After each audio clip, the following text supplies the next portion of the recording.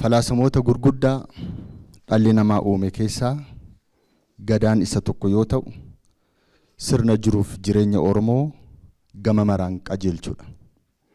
Kana malees qaroominni eenyummaa Oromoo gadi fageenyaan kan mul'isu ilaalcha addunyaa hariiroo uumaaf uumamaa jidduu jiruu fi dhahaan kan taliigame beekumsa xabboo ganamaati. Caaseffamoota falaasamni sirna gadaa ijaare keessaa irreechi isa tokko. Irreechi sirna galateeffannaa fi kadhannaa akkasumas walooma hawaasummaa cimsuu irratti kan ijaarame ulfoo nagaa tiksuu fi araara buusuun beekamudha. Irreechi itita muuxannoo jiruuf jireenyaan barootaaf ijaaramaa fi afoolaan wal harkaa fuudhamaa kan as ga'e yoo ta'u, beekumsa mandhaleen hariiroo oleetiin walitti dhufeenyi ilmi namaa uumaa waliin qabu kan ilaalu, hariiroo dalgeetiin deemsa walooma uumaa hunda kan tiksudha. Kanaaf Oromoon dhuka dhahaa faana dhahee waaqa yeroo maree fidee maree namaa dabarsu, hamtuu hanqisee gaarii nama badhaasu, alaamanaan sa'aa namaan waatii maatiin dukkana bariisisee fuula ifaa nama agarsiisu, maatiin dinqatti, gosaan borootti, sabaan malkaatti irreeffachuudhaan uumaa isaa galateeffata. Kan fuulduraafis uumaa isaa kadhata, ni abdata. Oromoon uumama jiidhaa qabatee uumaa waaqaaf lafaa eegaa biyyaaf namaa kan galateeffatuuf uumaan hundaa ol ta'uu waan hubatuuf.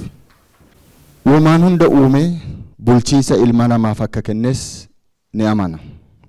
Kanaaf biyyaaf biyyoo abbaatu tikfate jechuudhaan afoolaan dhaloota barsiisa. Adaraati deemsa uumamaa fi bulchiinsa biyyaas seera tumee seera lallabee kaksiisee hoddachiisee muudee waliif dabarsa. Hunduu seera kanaaf abboomamee bula. Wal dhagayeet bobba'ees ittiin gala. Kanaanis dhaloonni kabaja uumaa fi jaalala biyyaa qabu ijaarama. Irreechi sabaan malkaatti irreeffatamu hundaaf banaadha. Bifaaf amantaan, afaaniif eenyummaan hin loogu, hammannaa fi simannaan kan ijaarame waltajjii addunyaadha.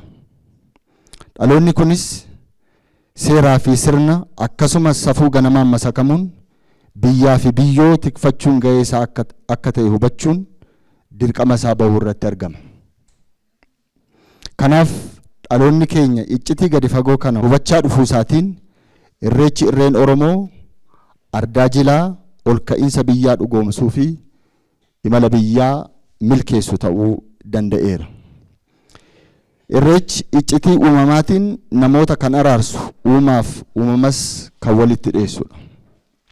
Sirni kabaja irreechaa bara kanaa wayita ol ka'iinsa biyya keenyaa labsinee injifannoo olaanaatti ce'aa jirrutti ayyaana guddaa kabajamaa jiru ta'uu isaatiin miiraa fi hiikoo olaanaa qaba. Waan ta'eefis uummanni keenya dhugaa isaa qabatee duudhaa isaa dhugeeffachaa fi saboota waliinis hariiroo isaa cimsachaa imala ol ka'iinsaatti eegalameef utubaa ta'uun murteessaadha.